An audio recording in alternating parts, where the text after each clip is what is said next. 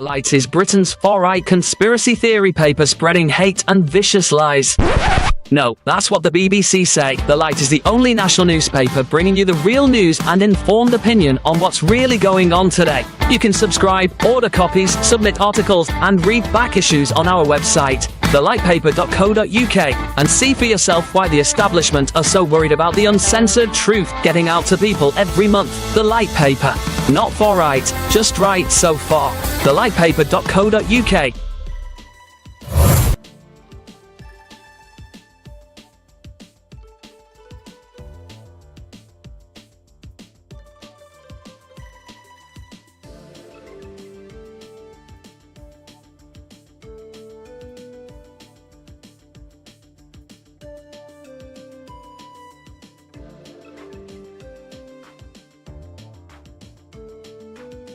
Scene script. Have you ever pondered the idea of financial independence and early retirement? The notion of not having to clock in at 9 or wrestle with the daily grind? Imagine a life where you're not shackled by financial obligations or a demanding job. It's not an impossible dream, but a reality for those who embrace the FIRE movement. That's financial independence, retire early. Consider the tale of Jane, a woman in her early 30s. Jane was an ordinary person living an ordinary life. She had a 9-to-5 job, a mortgage, car payments, and a lifestyle that was comfortable but hardly extravagant. And like most people, she dreamed of a life where she didn't have to worry about money. Jane decided to make a change. She began by cutting back on non-essential expenses, saving as much of her income as possible. She invested wisely, focusing on assets that generated passive income that didn't require her to trade time for money. Slowly but surely, Jane began to build her financial independence. She was still working, but she was no longer living paycheck to paycheck. She had a safety net, a cushion that gave her the freedom to make choices based on what she wanted, not what she needed. Fast forward 10 years, Jane, now in her early 40s, had achieved her goal. She was financially independent. She had enough passive income to cover her living expenses, and she no longer needed to work to survive. She was free to retire early, to spend her time as she pleased. Jane's story may seem extraordinary, but it's not unique. It's the story of anyone who has embraced the principles of the FIRE movement. It's a tale of discipline, of sacrifice, and of a relentless pursuit of financial independence. To summarize, the key points discussed today revolve around the idea of financial independence and early retirement. It requires discipline and sacrifice, cutting back on non-essential expenses and saving as much as possible. It involves investing wisely, focusing on assets that generate passive income. But most importantly, it requires a change in mindset. It's about seeing money not as a means to buy things, but as a tool to buy freedom. It's about understanding the true value of time and the freedom that comes with not having to trade it for money. This is the essence of the FIRE movement. It's not just about retiring early, it's about achieving financial independence, about gaining the freedom to live life on your own terms. Like Jane, you too can embrace the principles of the FIRE movement and embark on a journey towards financial independence and early retirement. After all, the only thing standing between you and your financial freedom is you. Ever wondered how much you'd need to save to achieve financial independence? The answer lies within the mathematics of a concept known as FIRE, which stands for Financial Independence, Retire Early. The most essential number in your journey to financial independence is calculated by multiplying your annual spend by 25. Notice the emphasis on annual spend, not annual income. This calculation is based on the principle that you need £300 invested for every pound you wish to spend each month in passive income. Hence, your FIRE number is also your monthly spend times 300. This mathematical principle is founded on the 4% safe withdrawal rate, as defined by financial advisor William Bengen. He proposed this rate after analyzing the S&P 500, which typically produces an average of better than 10% growth per year when studied over a period of approximately 30 years. Bengen considered factors such as inflation and market volatility. After studying previous market activity, he concluded that a 4% rate of withdrawal per year would provide for a 30-year sustainable portfolio in the vast majority of cases. So to paint a clearer picture, if your monthly spend is £1,000, then your target for financial independence is 300 times 1,000, or £300,000. Alternatively, if your annual spend is £12,000, your financial independence target is 25 times 12,000, which also equates to £300,000. The first step in planning your financial independence, therefore, lies in understanding your monthly and yearly expenditure. Without this knowledge, it is impossible to take further strides towards your financial freedom.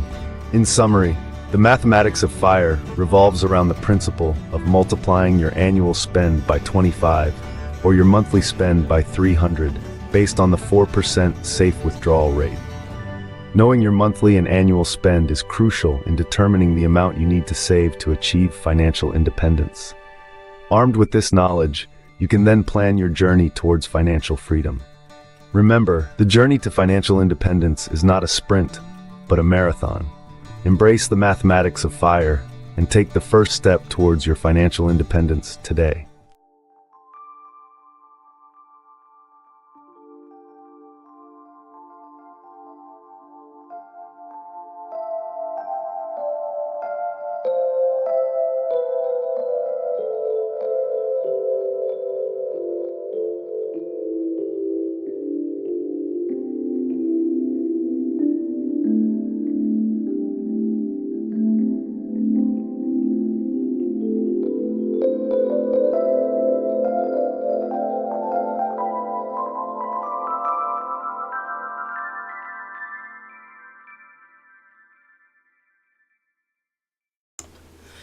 Guys, good morning. It is 7:59 on Monday the 13th of October 2025, and I think that means we've completed 3 years and 28 weeks of this roughly 8-year FIRE journey, FIRE experiment if you like.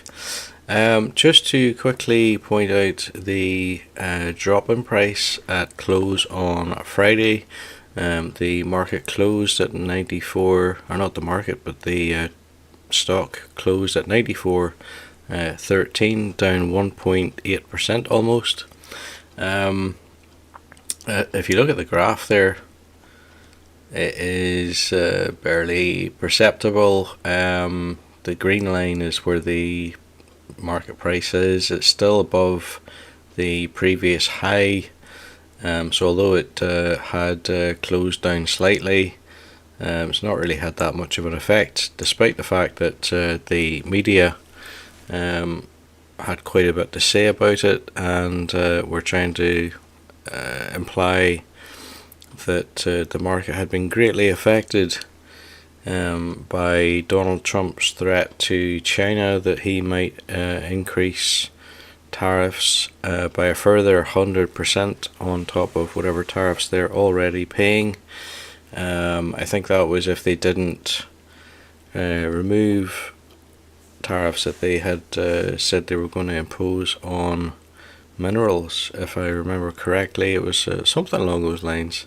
No doubt if you're interested, you'll be able to find it if you look it up, or if you're looking at this historically. 13th of October, what was said about the market back on the Friday, so that would have been the 10th, I presume, no, 11th. So the figures have reset. We're sitting at 000 for today. Just before I came online, actually, I thought I would just check, because I didn't see any sort of indication that there was any new notifications, so I did have a look, and indeed there are no new notifications. All that's really worth pointing out there is that it's been 6 days since our last broadcast, last purchase. So that must have been Tuesday I was broadcasting previously, but no new notifications to talk about there. The market has obviously just opened, showing a slight increase, up 0.25% roughly today so far, and no major panic about tariffs or anything like that. Now, of course, remember what happened the last time Donald Trump made tariff announcements, which obviously applied to the whole world and not solely to China. That caused this massive pullback here. But I suppose you could say we've been there before, we've seen it before, this is what happened before, followed by a nice V-shaped recovery. Not too surprising perhaps, whenever, as I say, this is not brand new for anybody involved in investing. We've seen what happened. We've seen the recovery in the fullness of time, whatever you want to call it. Basically, it wasn't as bad as what it was thought it might be. I presume. I don't know. Or somewhere in that gap is where the tariffs were priced in. Anyway, before we get about today's investment, let me just draw your attention to Monzo. I want a bank that makes money easy. That sounds perfectly reasonable. And you are? We're a bank called Monzo. I want a bank that shows me what I spend instantly. No problem, just give us a go. See? Can you make splitting bills easy? Super easy, check this out. But it's a real faff to sign up. It takes less than 10 minutes. Race you. You're on. Can I talk to a real person 24/7? Of course. Even now? Yep. Even now? Anytime. Can you tell me when I'm running a little low on cash? We certainly can. Cool. Can I afford these? You certainly can't, sorry. Can't afford that either. That's a real shame. Not really. Time's up, how'd you get on? It's a draw. Can you help me save for my next holiday? Oh, how about you set up a savings pot in the Monzo app called Barbados, baby? Thanks for listening, Monzo. We're all ears. We can go now. Rude. You make Monzo Monzo. Okay, so I actually really should update that just to say that there are affiliate links in the description, because it's not just Monzo, it's also Smarty Mobile, and what else have we got?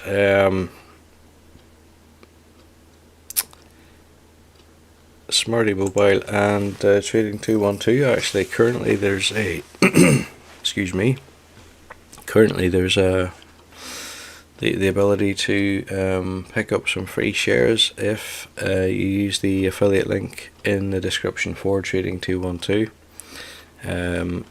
In order to take advantage of that, you do need to create an account, you do need to fund the account, and I think you may also need to invest in something.